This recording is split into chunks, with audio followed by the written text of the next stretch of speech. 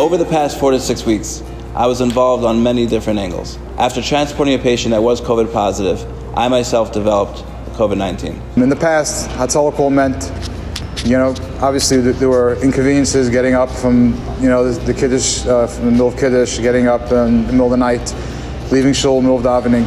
All those were inconveniences, but, the calls were calls. We went to the patient, we took care of the patient, and we transported him to the hospital when necessary, and that was it.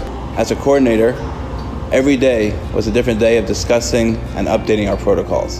And all of a sudden, we found ourselves in every single call walking into a potentially life-threatening situation for us, for the responders, and for the patient, obviously. One of the scariest parts of this whole pandemic was not knowing, and knowing that this was new to everybody. It was new to the doctors, it was new to the professionals, and we had to learn. Over the past few years as a Hatzolah member, it's enough to say that I've seen quite a lot.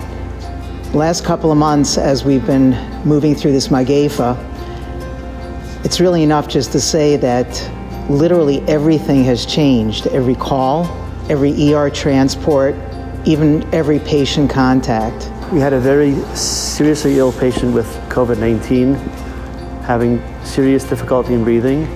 We brought that patient to the hospital, and within a few days of the patient being in the hospital, I received a phone call from the patient who wanted to speak to the medical director.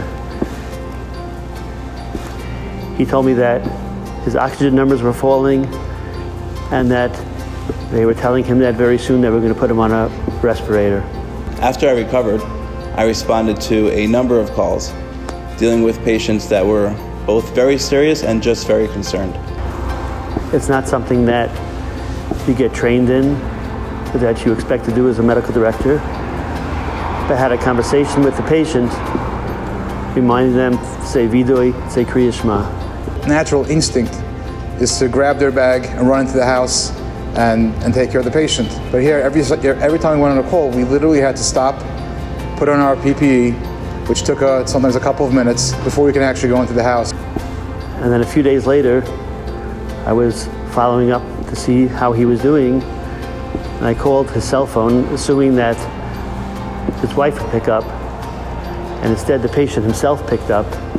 And it was such a pleasure to hear his voice that he had actually survived that episode. The first call that I took that was COVID-19, I distinctly remember when it was. It was 4:45 in the morning, and it was very close to my house. And the call goes out, and it goes out once, and it goes out a few times. And I'm not really sure what clicked in my head, but at a certain point you realize that, obviously the Eibusher, runs the world, and he gives some people COVID-19, and he gives some people the ability to help those who have COVID-19. Over the years, we've had many good moments. There's the feeling of having a patient in cardiac arrest, and then a week or two later, seeing that person walking the street with their family, the happiness on their face, the joy that it gives you, and knowing that they can continue their lives with their family, their children. It's a feeling that you can't really explain. When I first started taking the COVID calls, I hadn't really thought of it as serious as it could be. Then when my daughter got it, my son-in-law, my brother-in-law all got it, I saw how bad the virus can be. And then as time progressed and we started seeing more and more patients with real severe difficulty breathing, it really, really was a challenge to take the calls and to go and do what we needed to do. Dr. Rosen he obtained a number of oxygen concentrators, which a number of people had gone around to give out to patients who needed them, and really kept them out of the hospital, and that definitely saved lives. Hopefully this is a once-in-a-lifetime experience for all of us, and we hope that all of Klal Yisrael should be safe. My bracha is that to the community, a big thank you for helping us out in our time of need and providing the extra funds that we needed. And Mitzvah Hashem, this situation should resolve quickly, and we should no longer need to continue like we're going now. This kind of emotional investment that we have working for Hatzolah has been very hard on all our members and our dispatchers and all the people who support us. It's we, the Hatzolah members, who are mechuyev to give the Hakaras Hatov. Hakaras Hatov to the Eibishter, that we have the opportunity to work as Hatzolah members.